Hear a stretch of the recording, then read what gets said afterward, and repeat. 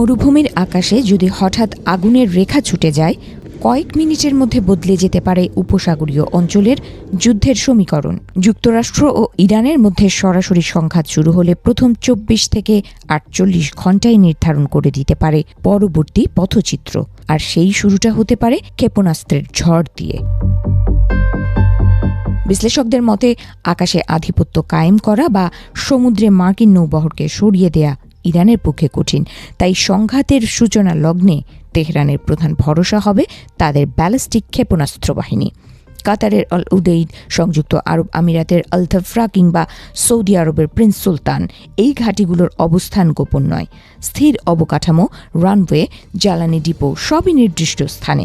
ফলে লক্ষ্য নির্ধারণে অতিরিক্ত গোয়েন্দা তথ্যের প্রয়োজন পড়ে না। প্রয়োজন হয় সঠিক সময়ে বড় পরিমাণে আঘাত।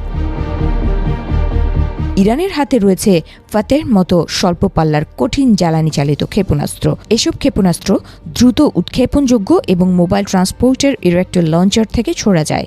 ফলে যুদ্ধের প্রথম দিকে এগুলোকে খুঁজে বের করে ধ্বংস করা কঠিন হয়ে পড়ে।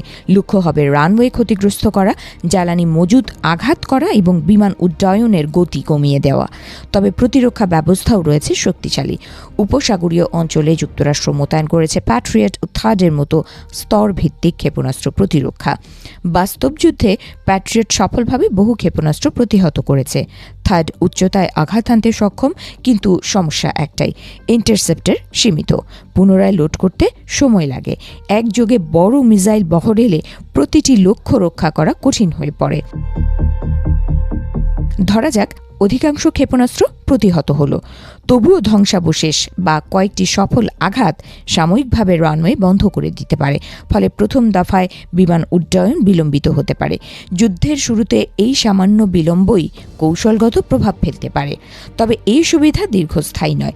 যুদ্ধ শুরু হওয়ার সঙ্গে সঙ্গে মার্কিন গোয়েন্দা নজরদারি জোরদার হবে।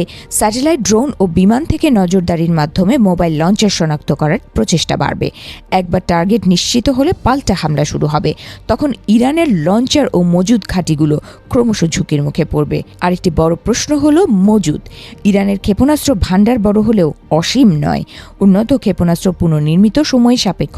প্রথম দফায় ব্যাপক হামলা মানে দ্রুত মজুদ কমে যাওয়া। তাই তেহরানকে সিদ্ধান্ত নিতে হবে শুরুর ধাক্কাটা জোরালো দেবে নাকি দীর্ঘ লড়াইয়ের জন্য অস্ত্র সংরক্ষণ করবে। এছাড়া ইরান সমর্থিত গোষ্ঠীগুলোর সক্রিয়তাও সমীকরণ বদলে দিতে পারে। লেবানন, ইয়েমেন বা ইরাক থেকে রকেট ও ড্রোন হামলা শুরু হলে প্রতিরক্ষা ব্যবস্থা আরও বিস্তৃত এলাকায় ছড়িয়ে দিতে হবে। এতে চাপ বাড়বে, কিন্তু সামরিক ভারসাম্য পুরোপুরি পাল্টে যাবে না। কারণ দীর্ঘমেয়াদে যুক্তরাষ্ট্রের শিল্প ক্ষমতা, লজিস্টিক শক্তি ও আকাশ আধিপত্যের সুবিধা বেশি। সব মিলিয়ে চিত্রটা স্পষ্ট। ইরানের ক্ষেপণাস্ত্র যুদ্ধের প্রথম অধ্যায় প্রবল প্রভাব ফেলতে হবে।